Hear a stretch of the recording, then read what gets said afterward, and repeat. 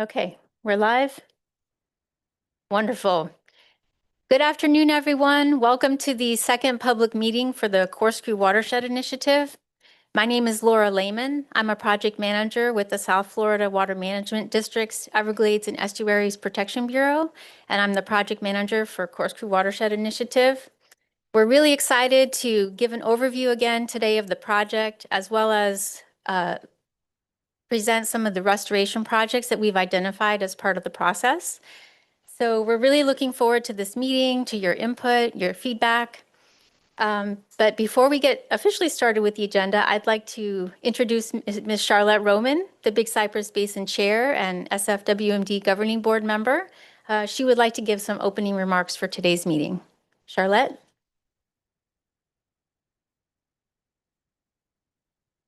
Thank you, Laura. And it's great to see everyone here today and also those joining us virtually.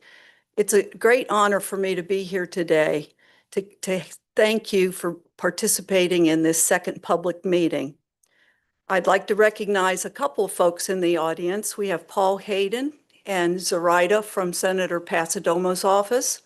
And we also have Michelle Barr from Representative Lauren Mello's office. Thanks for being here today.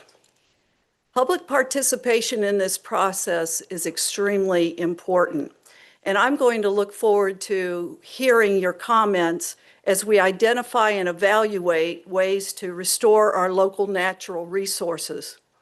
To recap, the goal of the Corkscrew Watershed Initiative is to create projects that will improve wetland habitat within the 13,000 plus acre Audubon Corkscrew Swamp Sanctuary and surrounding natural areas within the larger Corkscrew Regional Watershed, all without creating a flood risk or adversely impacting water supply.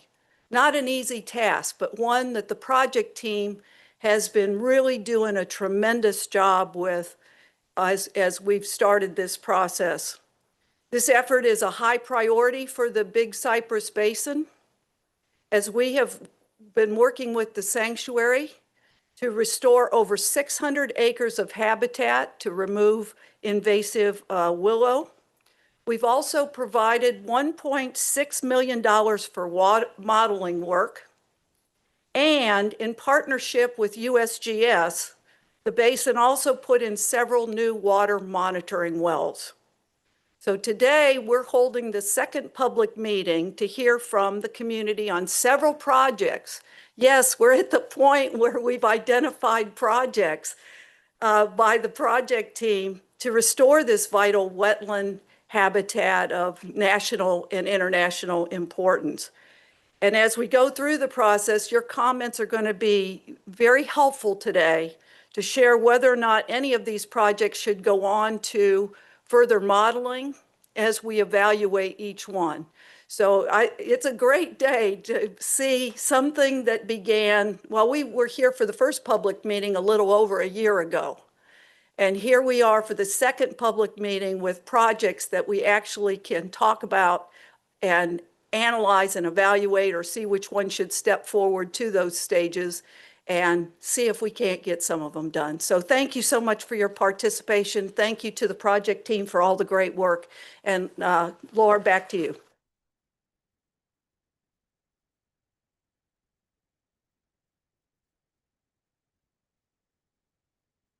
All right, so here's our agenda for today. But before I get started there, I just want to cover a couple of housekeeping items. We have sign-in sheets out in the hallway, also the flyer and the agenda for today. Restrooms are out in the hallway to the left. And this is a hybrid meeting, so we have obviously everyone here and we have quite a few participants on Zoom. So as we go through the presentation, I'll just request that you reserve your questions for the end of the presentation. We'll do a question and answer session, and then we'll go to a public comment. So if you can please sign in, and if you have questions, feel free for those online to post those in the question answer portion of Zoom as well, and we'll get to those at the end. I want to thank Collier County for the use of this facility today. We've greatly appreciated it, and I want to thank Troy Miller here with Collier County, who's helping us facilitate this meeting, along with district staff. I'd like to introduce the project team as well. So this project has been a heavy effort from Big Cypress Basin. Big Cypress Basin is funding this project.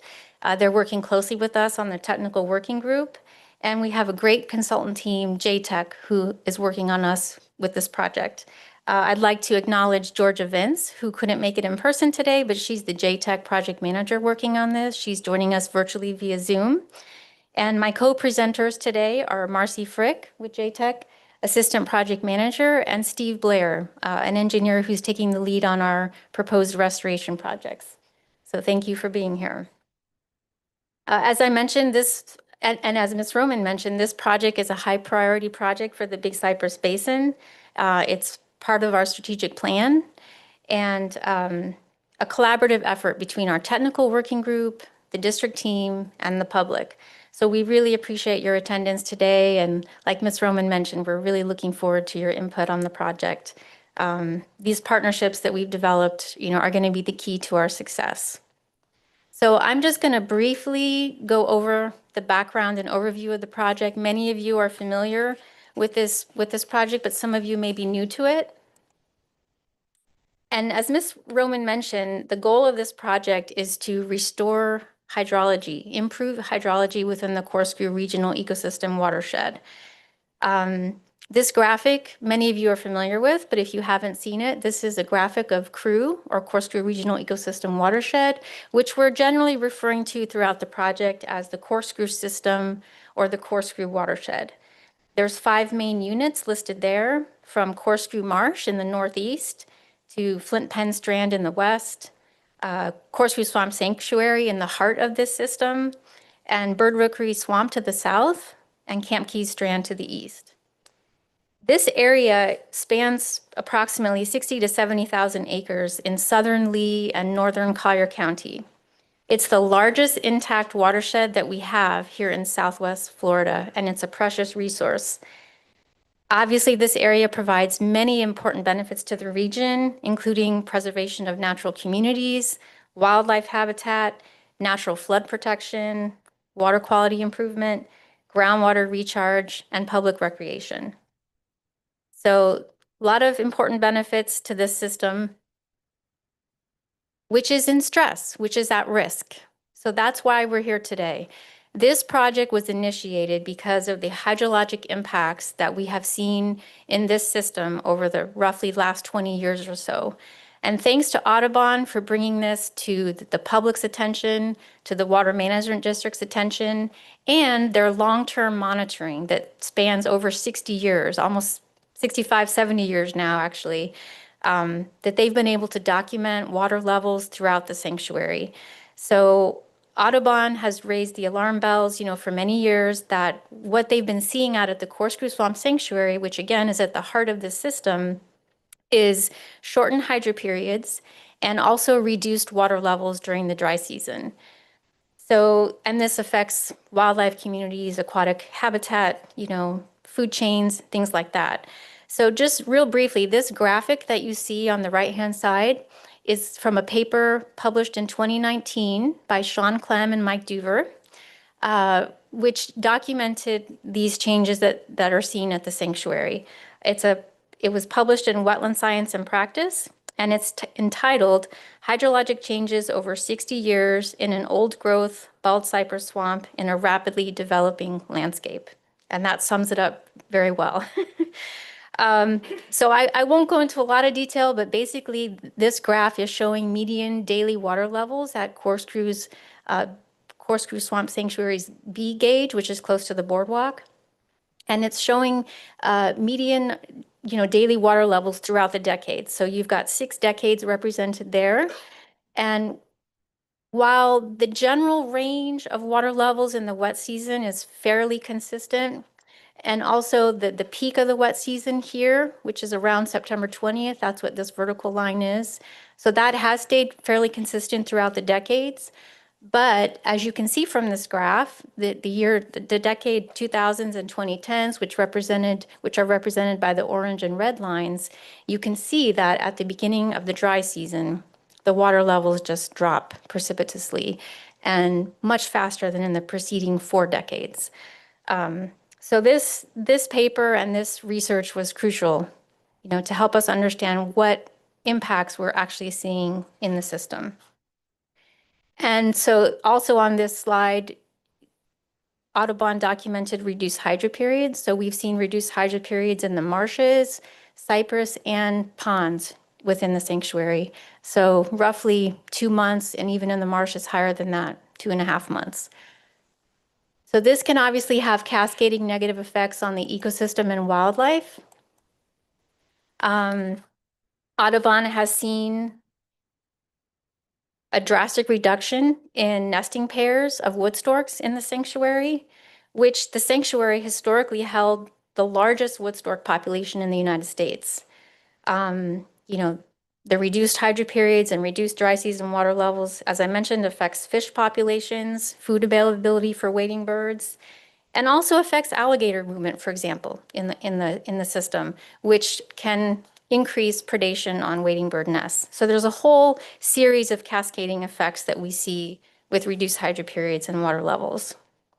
Additional impacts that we see are altered succession of plant communities and habitats.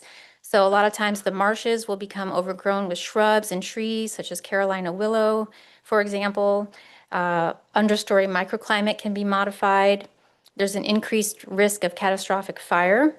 So while fire is important to maintain a lot of our native habitats in Florida, the risk of catastrophic fire is a problem, and that is one of the impacts from reduced water levels.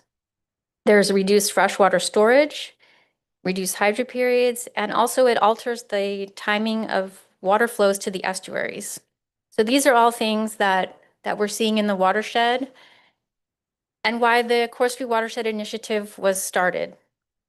So this project is the goal of this project is to develop a comprehensive strategy to achieve ecological restoration of the Corkscrew system with an emphasis on improving hydrology. So as I mentioned, we are looking to improve water depths in the wetland systems, increase hydro periods, and increase dry season water levels as well. So while this at its heart is an ecological restoration project, we don't want to solve one problem and create others. So the other 2 main objectives of the project as we're developing our restoration projects is to reduce flood risk and maintain water supply. As Ms. Roman mentioned, our partnerships in the community with stakeholders are essential for success, which is, another reason we're here today. I know the team has spent a lot of time in the last year meeting with adjacent landowners, developers, people in the community to raise awareness about the project, gather ideas, and gather information. So we appreciate, everyone that we've met with so far, and we'll continue to do that as well. So as part of the project, we're looking at identifying both short and long-term projects and strategies to achieve this ecological restoration. And I just want to briefly mention the tool that allows us to look at this comprehensively is the Big Cypress Basin Watershed model. BCB has spent a lot of time and effort to update their regional groundwater surface water model. So it's a Mike Shee, Mike Hydro model, and it allows us to look at both surface water and groundwater components together. And so having that modeling tool available to us, along with, of course, our performance measures and metrics, will really help us come up with a comprehensive solution where we, like I said, where we don't solve one problem, but create others in other areas. So that's been really exciting. I think this is one of the first main projects that's using the updated Big Cypress Basin watershed model that was updated recently. So we're excited about that. And we'll go into modeling a little bit later in the presentation. So just quick overview of the project. It's a 3-year planning project. We started in March of last year. As I mentioned, we will identify projects that will be implemented by various agencies, and we have a lot of agencies on our technical working group, and I'll get into that in a minute.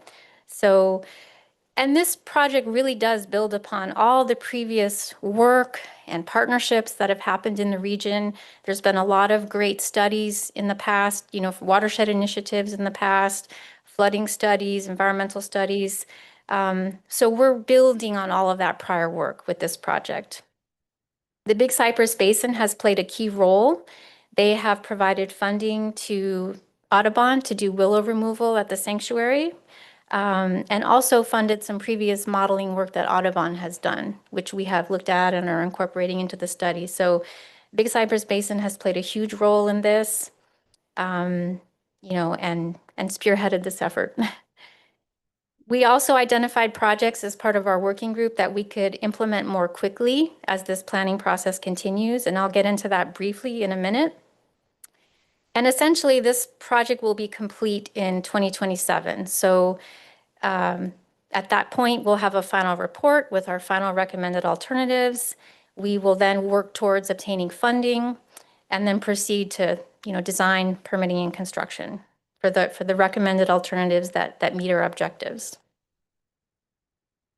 I also want to say I think this project will definitely contribute to the resiliency of the watershed, which is key.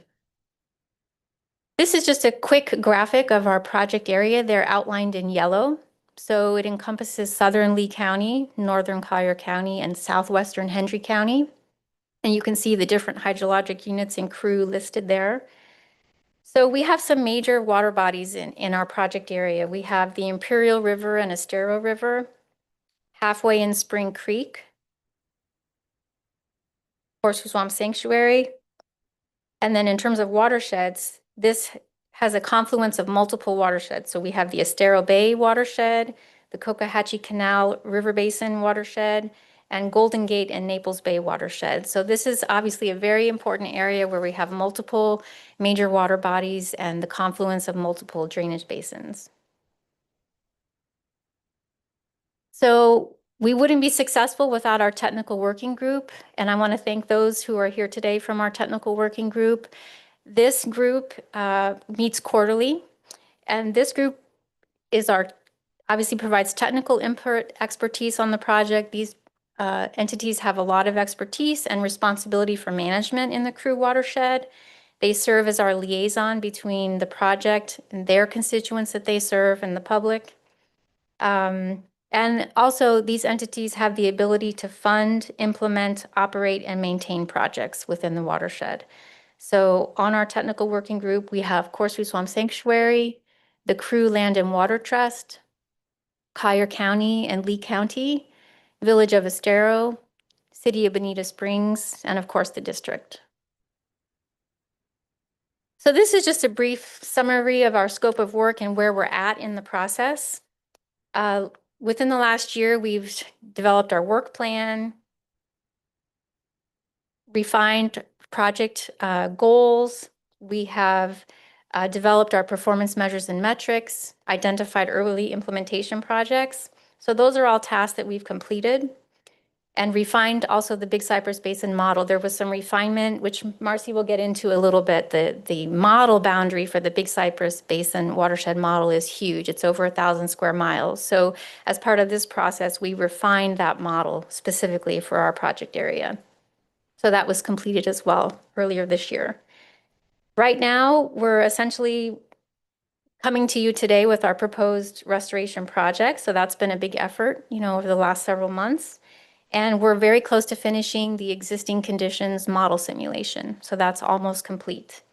And our next big upcoming tasks are the future baseline conditions model, and then modeling our alternatives and proposed restoration projects. So that will be our main task for next year.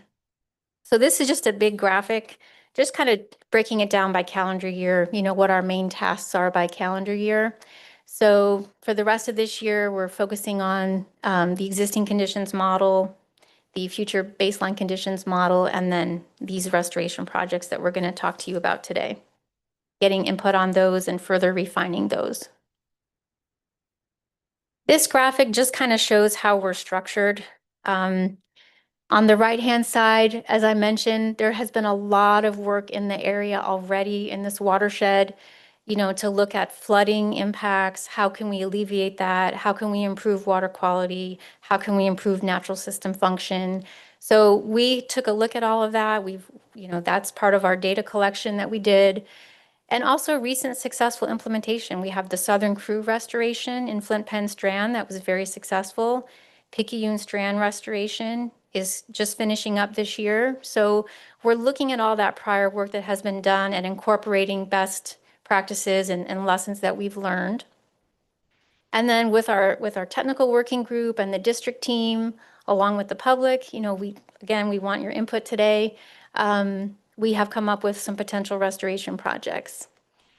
As we continue to refine those, we will be narrowing those down, the restoration projects, into what we're calling alternatives. So the alternatives will be the specific, bundling or combination of projects that you think will help us best meet the project objectives. So we will be modeling 3 final alternatives as we go through the process using the Big Cypress Basin model. And looking again, as I mentioned earlier, looking at the modeling results along with our performance measures and metrics, then we will identify our final selected alternatives in the final report. So along with the performance measures and metrics, we're obviously looking at things like the cost effectiveness, the benefits of the various projects, the constructability, accessibility, maintenance, permitting considerations. All of those things are going into our analysis of proposed restoration projects.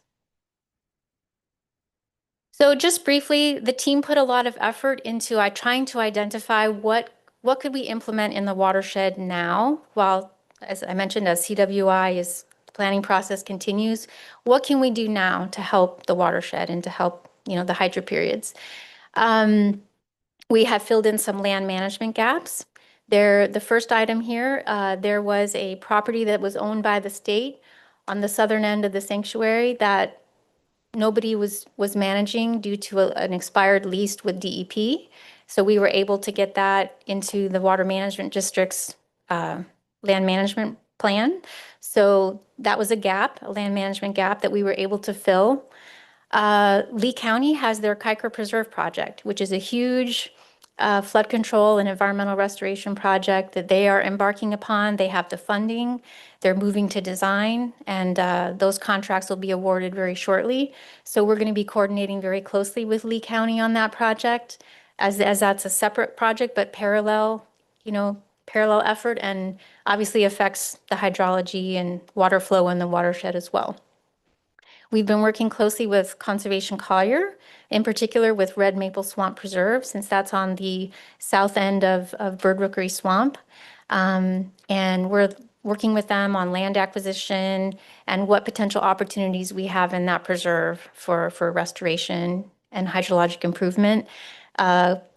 Conservation Collier is potentially looking at installing a monitoring well in that preserve. There is no current monitoring well there, so we've been coordinating with them on that. And then just also coordinating on land acquisition. So there are definitely gaps in ownership that would be helpful to fill and have, for contiguous management area. But working with landowners, if we can't acquire some properties, just coordinating with landowners, having good partnerships and relationships, and coordinating on, land management activities and restoration strategies and things like that.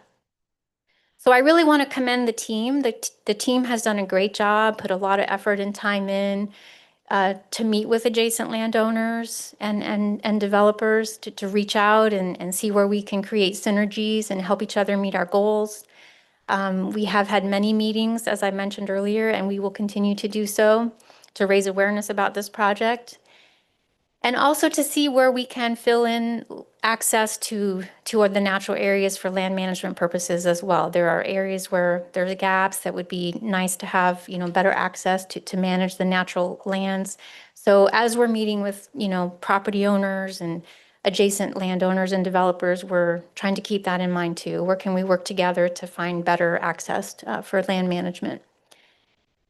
And in terms of land acquisition, just overall, the Corkscrew Regional Ecosystem Watershed, it is actually a Florida Forever project. So it's on the priority list for Florida Forever. The land acquisition in this area started many, many years ago. It was Save Our Rivers started in the 1990s, and we've been acquiring land ever since. So it's under the category for Florida Forever as a regional partnership and incentive. And there's at least 30,000 acres left remaining to be acquired, although some of that is privately owned land, in Camp Key Strand. But so we're working on this again with the team, just seeing where we can fill in gaps in ownership. And now I will turn it over to Marcy to talk about our modeling and performance measures and how those interact. So Marcy? Hello, everyone. So I'm going to go through some more details on the modeling. So I know Laura mentioned, we were fortunate that the district's BCB staff had already put together that detailed Mike Hydro model for the entire BCB region. You can see that outlined in the big white area on the map here. My old lady eyes are trying to see it all. And so for this project, Collective Water Resources, who's part of our JTEC team, refined the model specific to the Corkscrew Watershed Initiative project area, which is that smaller area outlined in the yellow on the map. Maria Loides with Collective Water, who has done all the heavy lifting on the refinements, she's on the Zoom call. So if there's more details that y'all want to know about the modeling, she can help there, but she has done the heavy lifting on this project for us. And so the goal of this refinement was so that we had more additional, details in the model for the project area to help us evaluate the alternatives using our performance measures. I'll give you some more details about the performance measures in a couple of slides, and then Steve's going to talk later about the alternatives. But just in the big picture, we want to be able to use the model to look at the different hydro period durations at different depth targets for the wetland communities we're hoping to return to the project area, evaluate the dry season groundwater levels across the project area and the different seasons, look at the changes in wetland flow across the existing barriers in the area that could be modified, evaluate the stages and flows in the primary canal systems and those depths to make sure that we're not causing any flood risks to the surrounding properties, evaluate the dry season groundwater levels in key areas and flows at some of the key outfall structures to make sure that we're not affecting the salinity downstream, and then also to try to predict any potential changes in the water supply so that we don't cause any impacts. Going into a little bit more detail about the modifications that were made specifically for the project. We refined the DEM, or the digital elevation model, and that represents the topography in the project area. And we used some survey data to help make corrections to the data set specific to the project region. The flowways in the area were more conceptualized in one dimension using some high resolution overland flow data. The primary system operations were refined, the structure operations were verified, and the flows and head losses from those structures were optimized. The agriculture and urban basin drainage were revised within the project area. The basin flows and groundwater levels were also optimized by adjusting some of the model parameters. And then a wetland layer was also added in the groundwater component of the model, since we are trying to look at the hydro periods for the wetlands in more details. So moving on to the performance measures and metrics. We wanted to make sure we had ways to evaluate the project goals that Laura already outlined, and then I'll recap here. So we worked closely with the technical working group to identify performance measures and metrics. And when we were doing this, we were trying to make sure those measures hit a few items, including that they're relatively easy to measure, that they are informative to multiple aspects of the project, and that we did want to make sure we had some that we could use the refined model to represent. We organized the performance measures and metrics by the project goals, so that wetland hydrology restoration, habitat restoration, flood protection, and water supply. And then we also added a measure to evaluate the feasibility of project implementation to make sure that what we selected at the end of the day could actually be fully implemented.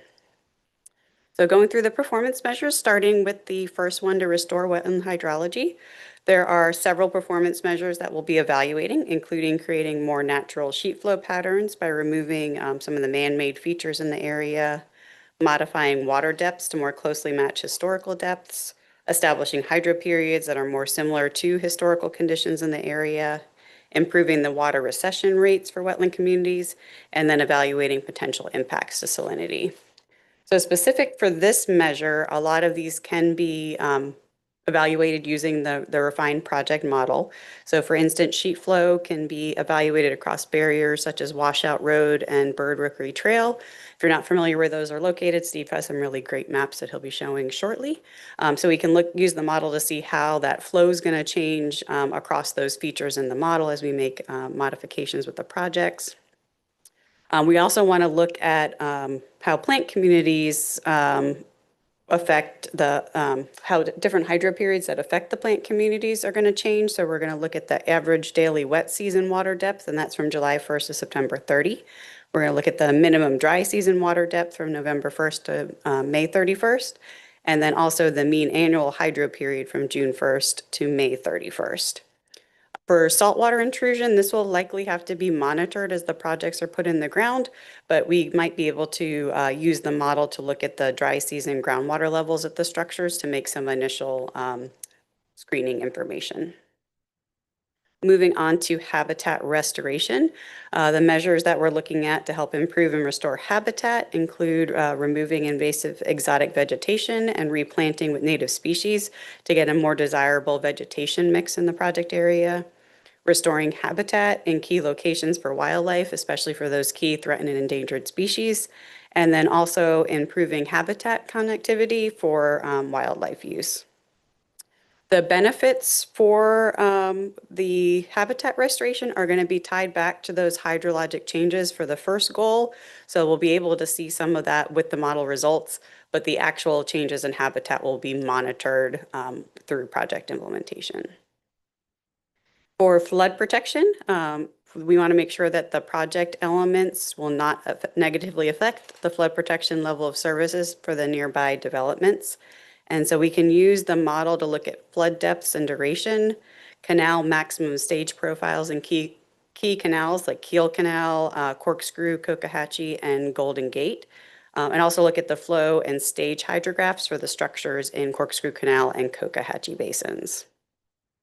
For the water supply goal, the urban developments and agricultural properties that surround the project area are existing legal users of water. And so we want to make sure that anything we put in the ground doesn't negatively affect that water supply for those users.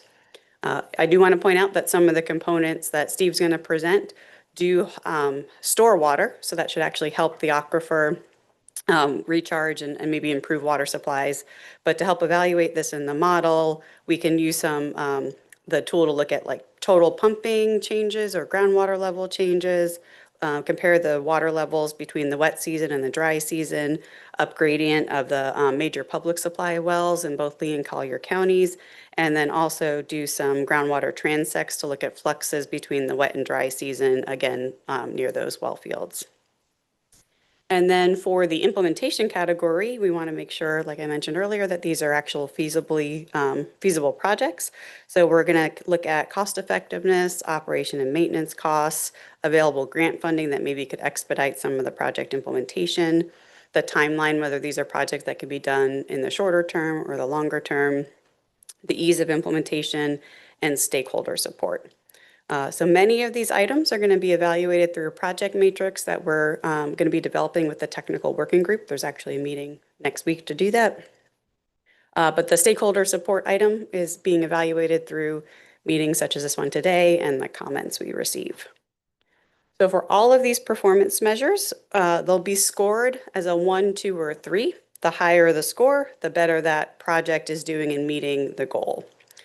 And then as you can see, each goal has most of those have multiple performance measures. So we did assign a percentage weight to each of those performance measures. And within each goal, that weight adds up to 100%. And so then the final score for each project is taking that weight times the score, adding it all together, and that gives us a way to directly compare the different projects we're evaluating. So when Steve's going to go through shortly some of the alternatives we're looking at, those will be combined into different options. We'll screen those down to 3 that'll be modeled, and then we'll have the data to actually do these performance measures and metrics evaluations on those projects. And with that, I'm going to turn it back over to Laura just to do an introduction on the projects before turning it over to Steve.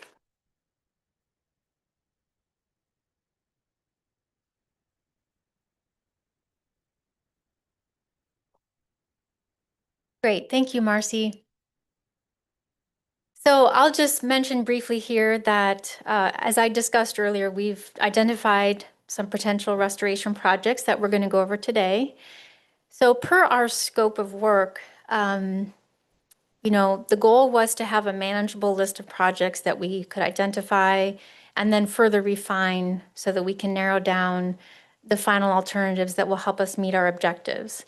So the goal was to have 5 short-term and 5 long-term projects.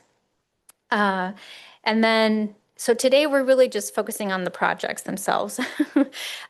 Then we will, as I mentioned, as we get further in the process, we will combine projects to see what gives us, the best bang for the buck in terms of improving the hydro periods and meeting the other objectives.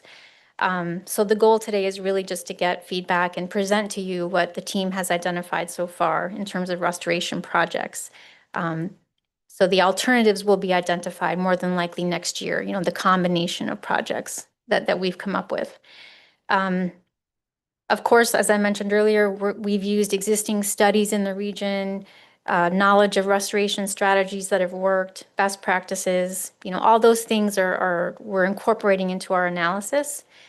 JTEC has submitted their draft project restoration memorandum, and the team is looking at that. And so we want to take input from the team, which we have gotten up to date, and then the input from today's meeting, and then they will finalize that technical memorandum.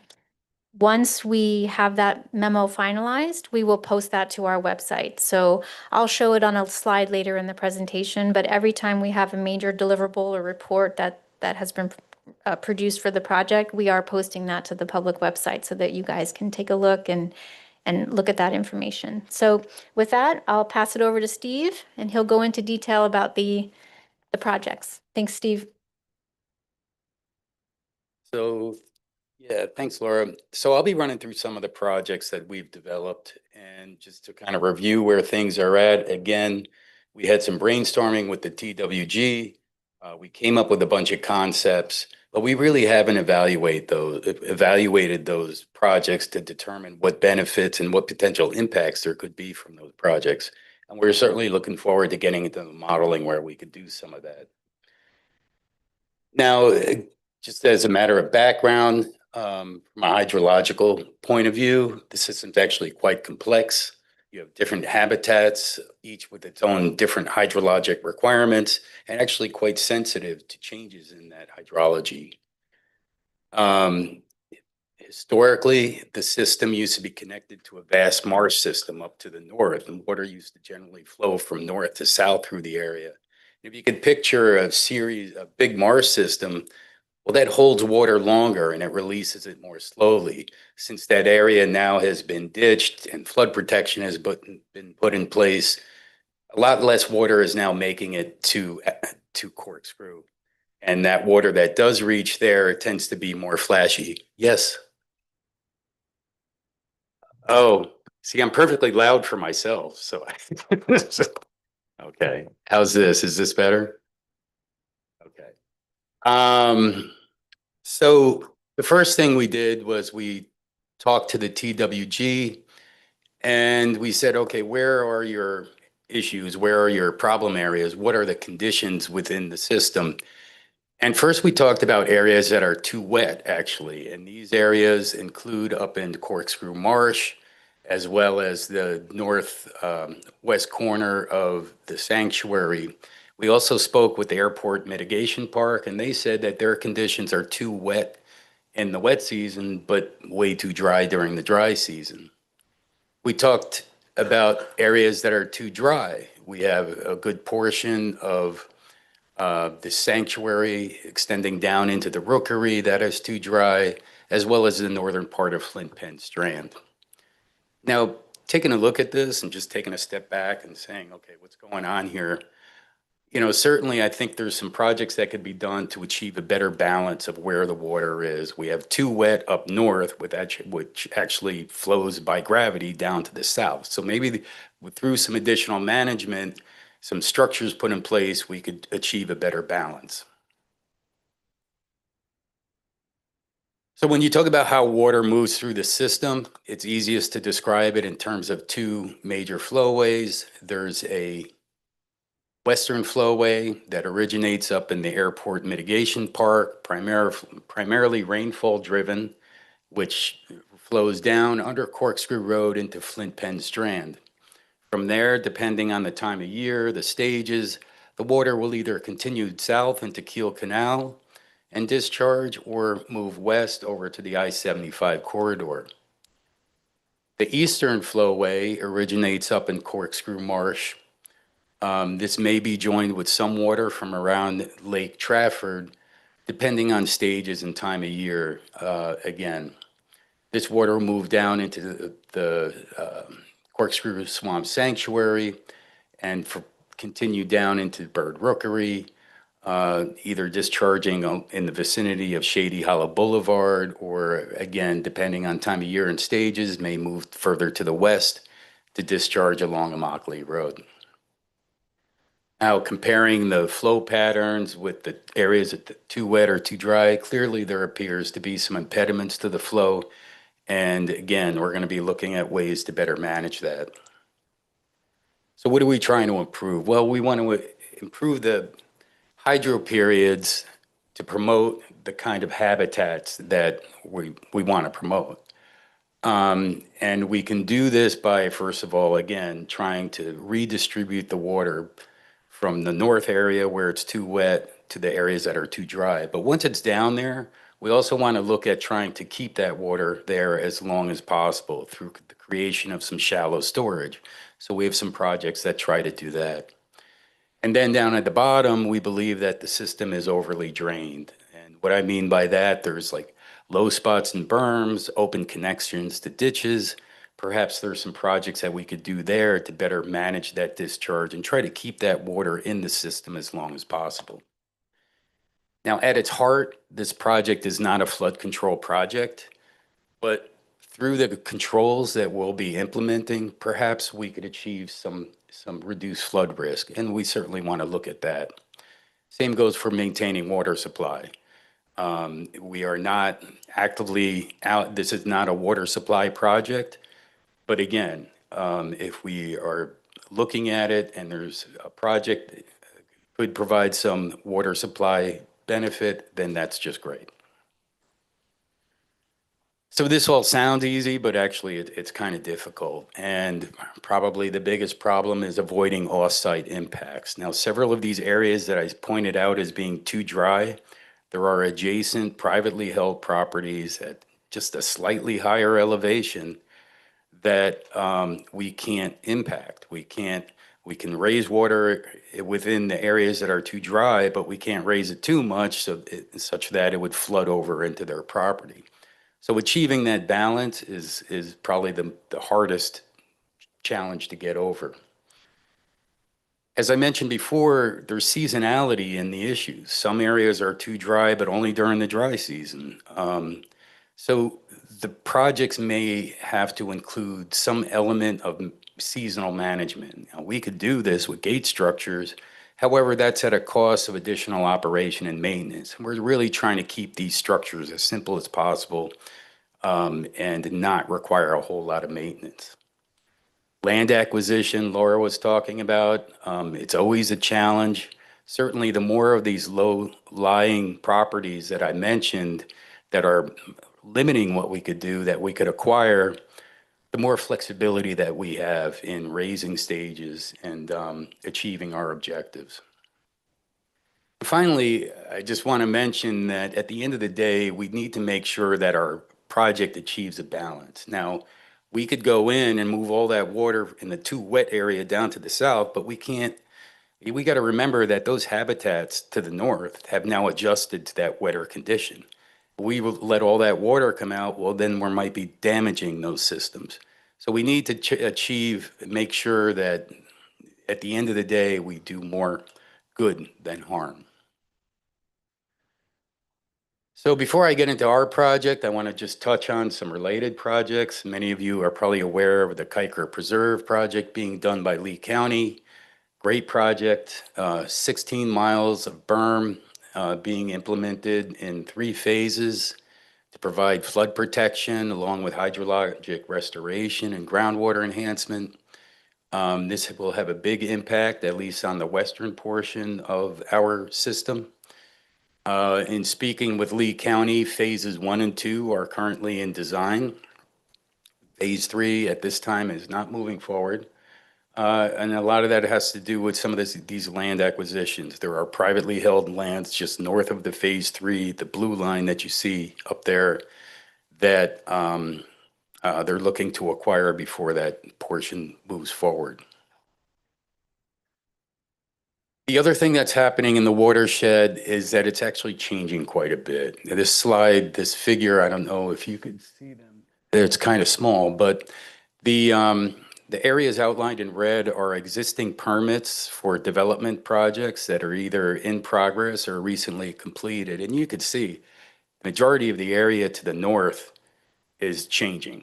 Most of it's going from mining lands and agriculture being changed over to residential and mixed use. Now, we've been, as Laura mentioned, we've been talking with several of the developers, and in general, I've been kind of impressed. They really are doing what they can, and I think in many ways our goals are aligned when it comes to Corkscrew. They want to see the right thing done here. Okay, so I'll be running through the projects now, and I'm going to be talking about them in terms of kind of general area or issue to be reduced, to be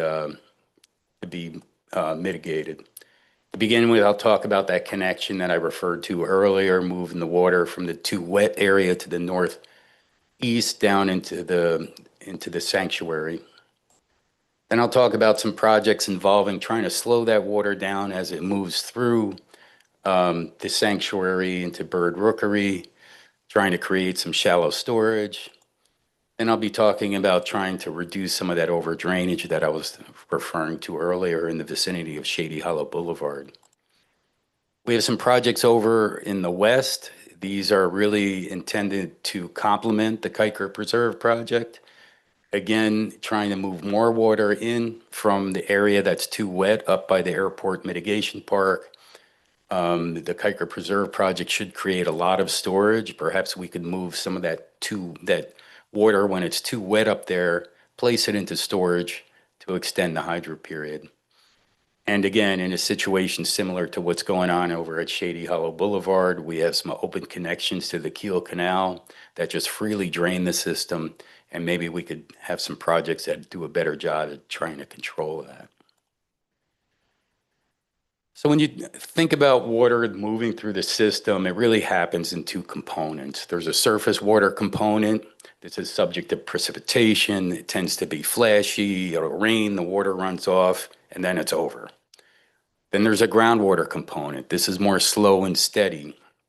And the proportion of water that's moving through groundwater versus that going through surface water is really dependent on the soil properties.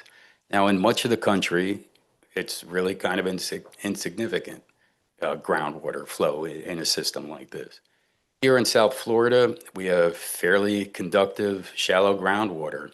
And when you have a situation like we have, where we have limited water to begin with, it becomes more important. So when we talk about how do we control surface water, in this case, I mean, it's relatively simple. Earthen berms, culverts, gates. Now, just to clarify, the earthen berms that I'm referring to are not 15-foot high flood protection levees. Oftentimes, a simple access road creates enough of a berm to achieve the purpose that we're looking at. Culverts versus gates. Gates are great. They could be used to manage a system. You could change them seasonally or in response to timely conditions. However, as I mentioned previously, it's a lot more operation and maintenance. Somebody needs to take care of it, make sure it's functioning properly, adjust it if needed to be adjusted. Now, by combining gate structures with berms, you could establish shallow storage, and this would involve, similar to what you see on the bottom there, kind of a cascading terraced pools kind of flowing down. This is probably the best way to create shallow storage. Again, the habitats we're trying to promote, I mean, the inundation depths are only a matter of a few feet. So we want to keep the storage shallow. We don't want to create 10-foot deep ponds out there. So sometimes, surface water controls just aren't enough. You could raise that gate all you want, but if it's all leaking out the bottom, it's not going to get you to where you want to be. So in this case, we may be considering limited use of subsurface barriers. These are just basically walls that will cut off that groundwater flow. The water would be forced up to the surface where it could be managed through the gate structure. Okay, so on to the project. So to begin with, talking about the moving water from that northeast to southwest flowway. So the first thing we did was we said, okay, let's look at the LiDAR in that area. And you could see there's an access road that moves through. I'm sure we don't have the biggest screens here, but you could clearly see that that access road is at a higher elevation than the surrounding area, and it's likely causing some constriction in the flow. Now, there's culverts that have been put in place, but they're in generally poor condition. To the south, we have an area that was formerly used as a fish farm. This has constructed berms, a series of ponds. Again, it appears to be blocking the flowway. So as for those culverts along Washout Road, we'll be looking at replacing those to make it a more easier flow from north to south. However, we'll also look at putting gates on those structures so that discharge could be controlled, limited. Again, we don't want to overly dry out the marsh, but when it does have excess water, we want to be able to bring it down to be able to use it better down in the sanctuary. Down in the fish farm, as part of an overall restoration, which may involve perhaps using some of those ponds as part of a enhanced habitat. But I think the primary objective from our perspective is to make sure that the flowway gets restored and we could move water through that area. Moving down into the bird rookery. So what we're going to try to do here is really try to slow down that water as it moves through. And there's kind of a convenient trail that goes through the bird rookery trail. This is slightly elevated.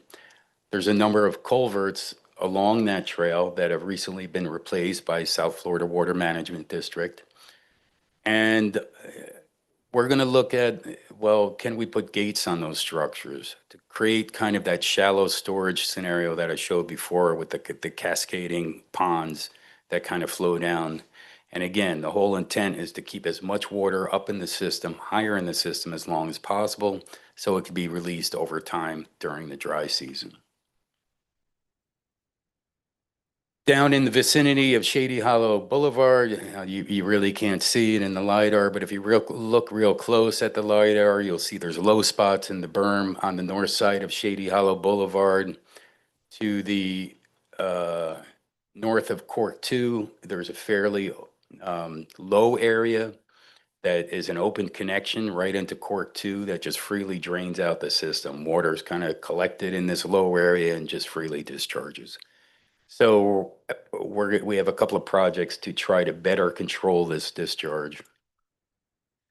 Along Shady Hollow Boulevard, we're going to be looking at, first of all, improving that berm with the low spots, bringing it up to a suitable elevation. To the north of that, we'll be looking at putting in spreader ditches to kind of evenly collect that sheet flow coming off the area to the north. And we'll control that discharge through 2 weir gate structures. I should mention that the Court 3 structure, also in this location, needs some upgrades. So we'll be looking at how to make the system work with that as well.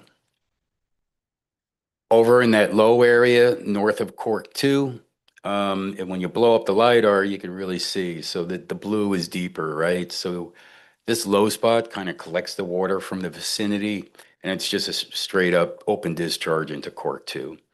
Well, we're going to look at putting a weir gate there. Perhaps it could be adjusted. And there'll probably have to be some amount of berm. If we just put the gate in, the water will just short circuit around the gate. So some amount of berm will be needed. How high and how long that is, well, that's what the modeling will tell us.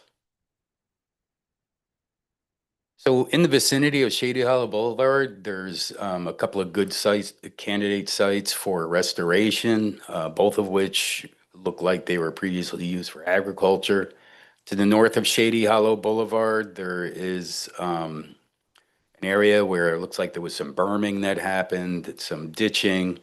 So we'll be looking at trying to degrade those berms, plug those ditches, try to really restore sheet flow moving through that area. To the south is Red Maple Swamp. Again, looking real close. I don't know if you could see it, but if you look real close at the LiDAR, you could see there was definitely some ditching that happened and some berming. So we'll be using the model to look at what could be done to perhaps enhance Red Maple Swamp. Okay, moving over to the western flowway. Again, these projects are really to complement Kuiper Preserve. Kuiper Preserve their berms are higher than the kinds that I referred to earlier because they're for flood control, and they'll be creating a lot more storage. So the idea is, and we have conditions that are too wet up around Airport Mitigation Park. If we could bring some of that water down, put it into storage in Kuiper Preserve, which will be better able to manage that water and perhaps extend it into the dry period. We'll also be looking at improvements along Kiel Canal. Again, similar to Shady Hollow, it looks like there's open connections that simply drain this area out. So to begin with Kiel Canal, again, unfortunately, the LiDAR maps are not that big, but you could see there's just basic open ditches that could flow right into Kiel Canal, and this just freely drains that area. So we're going to be looking at putting, again, spreader ditches to collect that even sheet flow, and we'll control that discharge with a series of weir gates. Now, previously, I mentioned there's some land up there that still needs to be acquired. So that's kind of the nice thing about weir gates. You could leave them down and leave them open and then as that land's acquired, you could, adjust them and give yourself more storage ability. But again, in the interim, we need to make sure that we don't impact those properties. So up at Corkscrew Road, again, this is between Airport Mitigation Park and Flint, that dry area in Flint Penn Strand. It's a bit of a different situation. We have two access roads, one on the north side and one on the south side. And we believe those are probably the more likely impediment to that flow than actual Corkscrew Road itself. So apparently, if you look close on the LiDAR, you can see there's some culverts along these roads. So on the north access road, we're going to be looking at replacing those culverts, perhaps making them bigger and installing gates. The south, we'll probably end up replacing those culverts. Simply because we want to make sure that the water is able to move freely through that southern access road. Around Corkscrew Road itself, we'll be improving the drainage to either side to help ensure even collection and discharge. And we'll also probably have to enhance that connection under the bridge to make sure, again, we'll be controlling the water discharge through the gates. Once it gets past the gates, we want to try to make that water flow as smoothly as possible. So just one more project, and this one is kind of an extension of the Kuiper Preserve berm. Kuiper Preserve berm, is pretty much the entire western side, extending over into the southern portion of the area that we're interested in. And then we have Project 5 down at the bottom, which is Shady Hollow Boulevard, where we're looking at extending, putting in a berm. Well, this project will look at, well, what if we continued that berm? What if we had one continuous berm all the way over from Kuiper Preserve Phase 1 all the way over to Immokalee Road? What would that do for us? Now, let me say, there's a lot that has to happen before a project like this could be done, but I think it's worth looking at. Certainly, a big berm like this, perhaps we could do a lot with it. Maybe it's something to strive for in the future. Um, but there's still, many hurdles to something like this, including a good bit of land acquisition. So those are the projects briefly, and I guess I'll hand it back to Laura. Thank you.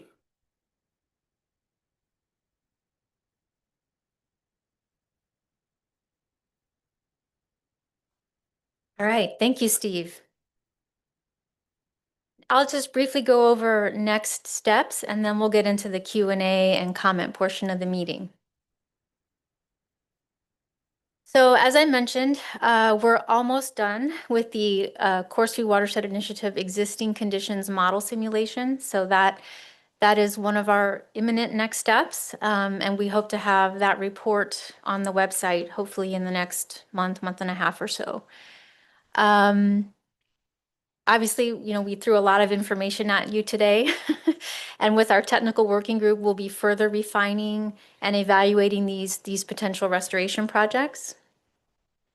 And starting in about the next month or so, we're going to start also discussing the future conditions baseline model. So, how are we defining future baseline conditions? What time period are we thinking of for that condition? And that includes sea level rise as well. So that's one of our next steps as well. That's coming up quickly. And then, of course, at the end of 26, early 27, we will have our final report with conceptual plans. So our next big public meeting is next fall, and that will give us time to refine our proposed restoration projects, better define the alternatives and how we're combining projects, and do some modeling. And so our next meeting, when we come to you, we will have some of our initial modeling results and kind of, how the various projects look. So we'll want to definitely get additional feedback at that time. So that meeting will be planned for next year in the fall. And then we plan to have another public meeting early 2027 as we're developing that final report with our recommended alternatives and the conceptual plans. So those are the next major public meetings we have. I will say that our technical working group members have done a great job of reaching out to the public, about this project, gathering feedback. We have been presenting at conferences when we can. We've presented to the Crew Land and Water Trust, American Water Resources Association, the Corkscrew Watershed Science Forum. So, we're happy to do additional presentations in addition to these public meetings. So if you have any ideas or suggestions, let me know. I'm happy to do additional presentations if that would help. So, but these are our other two official planned public meetings. In addition to that, this is just quickly our website and email address. So if you have questions on this project, you can use this email address. And like I mentioned, as we are getting our deliverables from JTEC, our major reports and findings, we are posting them to this website. There's also a lot of historical documents. These studies that I've mentioned, prior studies in the region, are posted here as well for reference. And also these public meetings. So the presentations and the recordings from these public meetings are also posted to the website. So if you have folks who wanted to attend but couldn't, they'll be able to watch the meeting afterward. So with that, we'll split up this last part into two parts. So we'll take questions first, and get through any questions that you may have. And then we'll do just public comment. So we definitely want input from in the room and online. If you're online, I have instructions here. You can raise your hand, or if you called in, you use *9 to raise your hand and *6 to unmute. We encourage folks online to go ahead and type your comment, and we will read those out loud. But at this point, we want to open it up for any questions that you may have. So let's start with those in the room first. Any questions? And we have a mic that we can bring around, or you're welcome to come up here to this podium here if you'd like.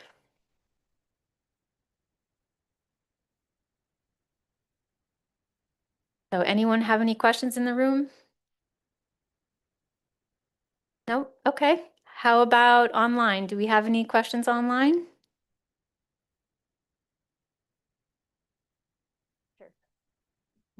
We don't have any questions right now, but Jennifer Hecker with the Coastal and Heartland National Estuary Partnership did want to invite everyone to the 2025 Florida Resiliency Summit. If this is a public educational event, is for citizens and professionals to get the latest science directly from experts about extreme weather forecasts and impacts, as well as how to better protect communities in our region. Includes general audience question and answers throughout and networking breaks. For those of you on the Zoom, the full link to get more details is in the Q&A. For those in the room, you can go to the CHNEP website, chnep.org. Thank you, Marcy. And we did get a request. Can you go back to the slide with the project website, please? Sure. There it is.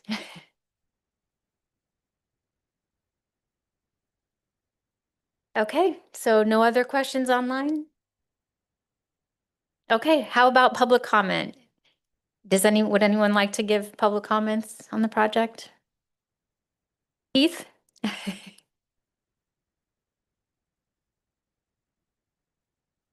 afternoon.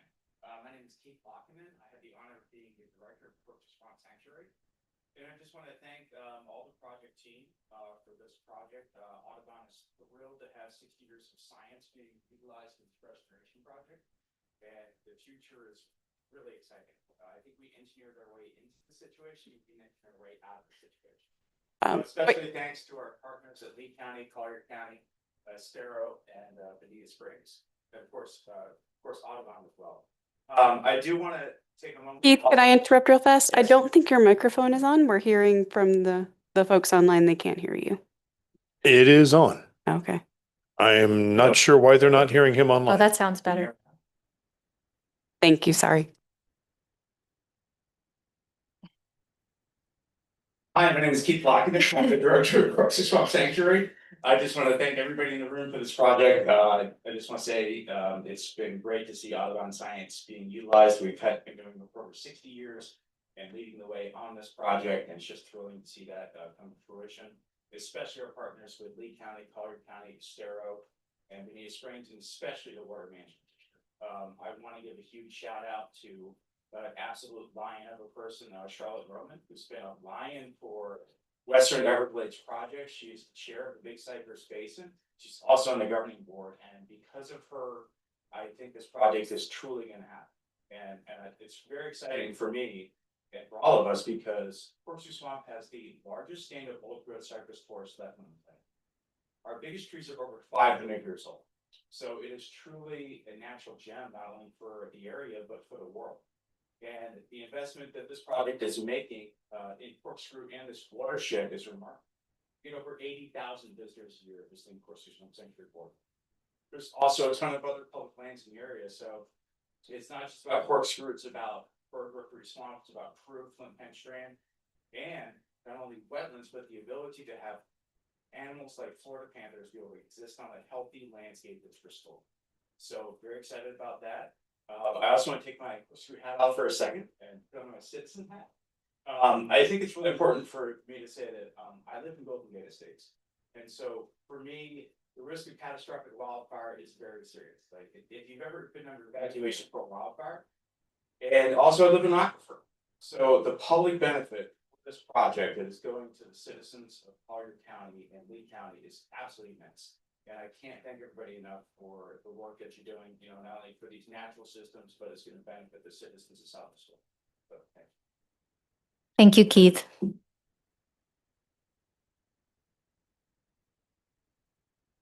Any other comments in the room? Okay, how about online? Let me scroll back to the Oh, we did get one question online. Okay. So I'll start with that real fast. So Michelle Dyer said, I see that water flows will be impacted just north of Saddlebrook Lake on Shady Hollow Boulevard. Any thoughts on how this will impact the lake? So I don't think at this point we know of any impacts that, we'll be modeling each of the alternatives to select which ones have the greatest benefits and limit the impacts. So we'll have more information on how all the alternatives may affect water movement once we start modeling. I don't know if, Laura, we do have a hand raised online. Brad Cornell. Brad, you're being prompted to unmute yourself. You know the drill. If you'll do so at this time. There you are, Brad.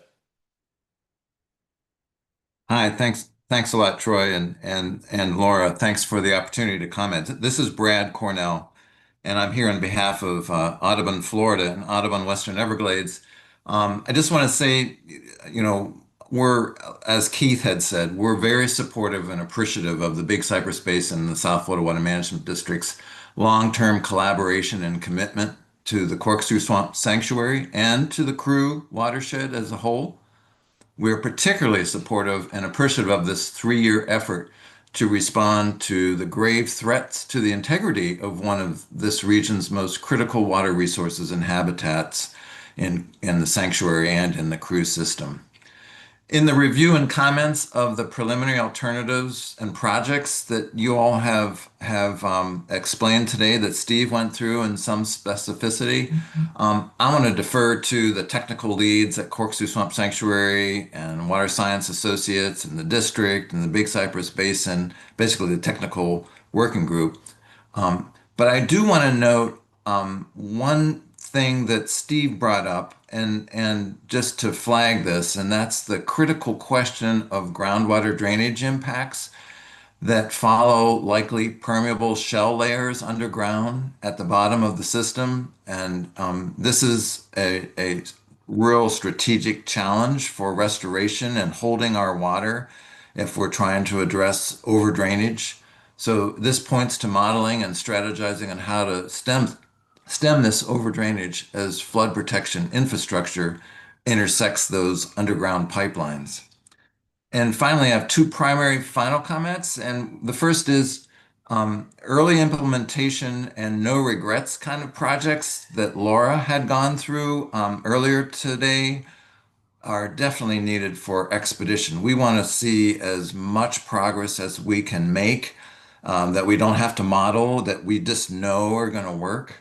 And many of these focus on neighboring landowner collaboration, all surrounding the sanctuary and the Crew project, and land acquisition. And it's not really hard to understand how both of those strategies are going to reap benefits for everybody in this whole region. And the second comment is with the increasing intensity of precipitation and storms and of drought and the wildfire threats that Keith mentioned for folks living in Golden Gate Estates and other areas, North Belmead, those demand additional regional resilience, and that's most effective in the restoration of wetlands and regional watersheds like the Corkscrew Swamp Sanctuary and Crew. That is the objective of this Corkscrew Watershed Initiative. So thank you again for everybody's support for moving forward on this. I know it's a 3-year process, which is hard to hang in there on, but we are very supportive and want to see what happens next. So we're rooting for this to have a positive outcome. Thank you. Thank you, Brad.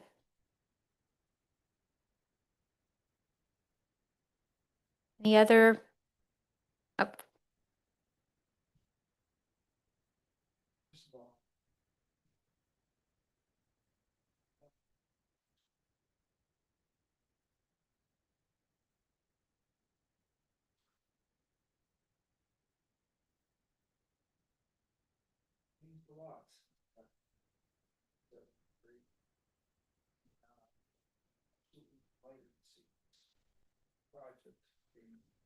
moving forward at this point, trying to deal with it. I think Brad and Keith made far better statements than I could about it, but I think a wonderful opportunity. Glad to see that it's happening. Thanks. Thank you, Mike. Thanks for being part of the team.